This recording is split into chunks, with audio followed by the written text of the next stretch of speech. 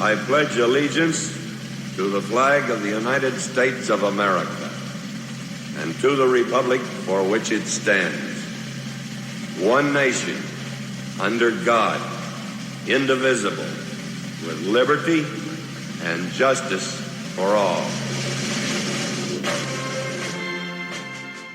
Welcome to the Vietnam Veterans News Podcast. News of interest about Vietnam veterans from a Vietnam veteran. Now, here's your host, Mac Payne.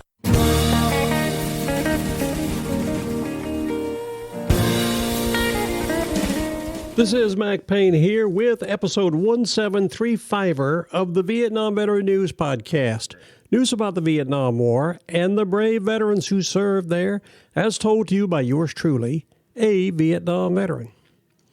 If you have listened to this podcast in the past, you more than likely picked up the fact that one of the primary missions of this podcast is to extol the virtues of the great Vietnam veteran generation. A generation that is as great as any that ever heeded the call of duty from its country. Not only did that generation serve its country in Vietnam under very difficult and challenging situations, when they came home, they were not treated as they should have been by an ungrateful country. Despite the despicable welcome they received when they did come home, the vast majority of them went on and continued serving their country in a wide variety of pursuits, both civilian and military. They did quite well over the years. Over the past 50 years, they have proven they are a great generation. They did that because when they came home, they were older, wiser, stronger, and better able to deal with adversities than their non-Vietnam veteran contemporaries. That's why I've taken it as my mission to change the attitude toward Vietnam veterans. The national attitude is coming around, and Vietnam veterans are beginning to receive that gratitude and respect they deserve.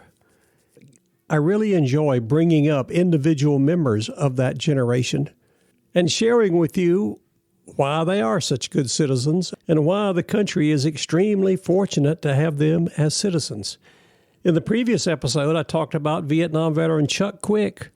He recently passed away. He lived up in Peachtree City, Georgia. He was a tremendous representative of the Vietnam veteran generation. He served in the U.S. Navy over there in Vietnam, came home and spent a career as a computer hardware engineer. He helped bring about computers in this country. In this episode, I'm going to tell you about another tremendous representative of that generation. Thank the good Lord above, he is still with us. And it's a good thing because he is still serving his community and his country. This veteran's name is Tom Montez, lives out in Ogden, Utah, which is about 40 miles due north of Salt Lake City, Utah. His community is benefiting from the presence of Tom Montez. They recently wrote a story about Tom in the Standard-Examiner newspaper out there in Ogden. It was titled, "Horrors of Vietnam Inspired One Ogden Veteran to Spend His Life Giving Back." This story was submitted by none other than Mitch Shaw, a writer for the Standard-Examiner. Mitch did a real good job of describing Tom's time in Vietnam with none other than the 101st Airborne Division. That's another reason I wanted to share this story with you, because I was also in the 101st Airborne Division flying Cobra gunships. Another reason I'm sharing this is that my old battery commander, one of the best, by the name of Richard L. Mills, resides in Ogden. There's all sorts of connections to this story. Also, I recommend that you go over to the podcast website, VietnamVeteranNews.com. Look at episode 1735, and there you will see a picture of none other than Tom Montez himself with his 101st Airborne Division cap on. You can tell he is very happy about his time in the service. He's also got all sorts of symbols on his shirt. So go over and take a look at it. You can tell just by looking at Tom's picture that he did a good job in the 101st, and he is still doing a good job there in his hometown of Ogden, Utah. Without any further ado, let's take a look at Mitch Shaw's story about this outstanding representative of the Vietnam veteran generation, Mr. Tom Montez. Dateline, Ogden, Utah. Tom Montez volunteered to go to Vietnam. Looking back, the Ogden Army veteran says he had no idea what he was getting into, but if he had to make the decision again today, he'd likely do the same. It is an amazing thing. I've spoken to Vietnam veterans all the way from Belle Glade, Florida, out to Colorado Springs, Colorado. They all say the same thing. They say that no matter how tough it was, they would do it over again. I find that both amazing and inspirational that these veterans all feel the same way.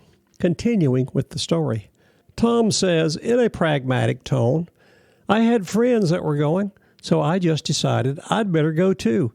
I didn't have a clue about Vietnam, but I learned real quick. After signing up, Montez eventually ended up in the Army's famed 101st Airborne Division, known as the Screaming Eagles. According to the Army fact sheet, the Specialized Light Infantry Division was activated 1 minute after midnight, August the 16th, 1942, in response to the increasingly intensifying World War II. Now, that's an understatement if you've ever heard one. The increasingly intensifying World War II. By 1942, it was pretty well intensified. The unit is known for its aerial assault capability. That means it was made up of paratroopers and has been involved in every major U.S. conflict since World War II. Former Secretary of Defense Robert Gates once referred to the group as the tip of the spear. I didn't know we were the tip of the spear. I guess I missed that in the division orientation week. In February of 1969, just 13 days into his first stint in Vietnam, Montez saw 2 of his infantrymen killed during an ambush. The incident happened in the Ashaw Valley. The Ashaw Valley was a bad place. Take it from someone who flew over it many times. It was in an area west of the coastal city of Hue, near the Laotian border. The valley was one of the main entry points into South Vietnam and tactically significant due to its proximity to the Ho Chi Minh Trail. It's an area that saw lots of bloodshed during the conflict. That is definitely no lie. Montez only remembers the 2 men by their last names, Morris and Mendez, but he helped carry the dead to a nearby landing zone where a helicopter picked them up. From then on, I just got into that hyper-vigilant mode and never really left, Montez said. I remembered one of my superiors back at Fort Bragg, the world's largest military installation, based in North Carolina, just north of Old Fayetteville. The superior asked before I left if I had ever seen someone with their legs blown off. I was like, no. So when I saw those combat deaths, I realized what he was talking about, and I thought, what am I in for here? Montez ultimately did 2 tours in Vietnam, serving 22 months in the country. In addition to the shocking introduction, he was also wounded twice. He took some shrapnel from a grenade and had his shoulder open up like a canoe after a landmine went off near him. Montez received 2 Purple Hearts, a Bronze Star, and the Combat Infantryman's Badge for his time in the jungle. When he returned to the United States, he was just 20 years old. It was weird, Montez said. I came back and I wasn't old enough to buy a beer, but I was old enough to fight in a war. That was sort of an ironic situation. He eventually readjusted to the world back home, dedicating a large chunk of his life to helping veterans just like him.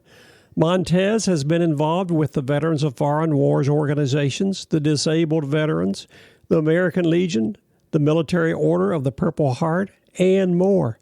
For years, he served at veterans' funerals. In 1985, while working with the American Federation of Government Employees Union, Montez helped fellow veteran Jacob Vandermaal get a much-needed reassignment at Hill Air Force Base. He was working in the machine shop, and they had all these quotas they had to meet, Montez said. Well, this was before we really started talking about PTSD, but all that loud riveting in the machine shop was taking this guy right back to war, reminding him of combat. His supervisors did not understand and would not move him, but I knew exactly what he was going through.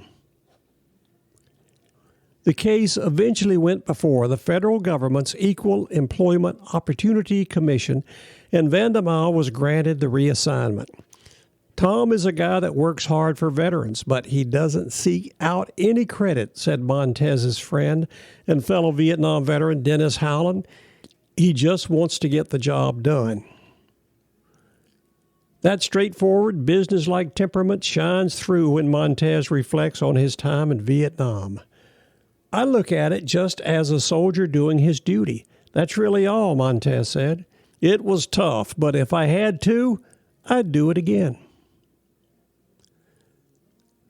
Tom's friend Dennis said that he doesn't seek out any credit for all these good things that he does to help his fellow veterans, but I'm telling you right now, I'm going to give him all the credit I can on this podcast. When you look at people like Tom Montez, you have to say, thank the good Lord above that this country has people in it like Tom Montez. He went over to Vietnam and served his country in a very difficult situation. He saw his fellow soldiers over there have their legs blown off. He was wounded himself 2 times, but he stayed with it. He continued serving. He had a great attitude, and he's helping his fellow veterans to this very day, 50-plus years later. Tom Montez is another tremendous, superior, and outstanding representative of the great Vietnam veteran generation. All I can say is, as an American, thank God for people like Tom Montez. This country is in good hands as long as there's people like Tom Montez around. That's my opinion, and I'm sticking to it. This is Mac Payne closing out episode 1735 of the Vietnam Veteran News Podcast. Thank you so much for listening. You are cordially invited to come again soon and often to listen to more of these stories coming your way on this podcast, the Vietnam Veteran News.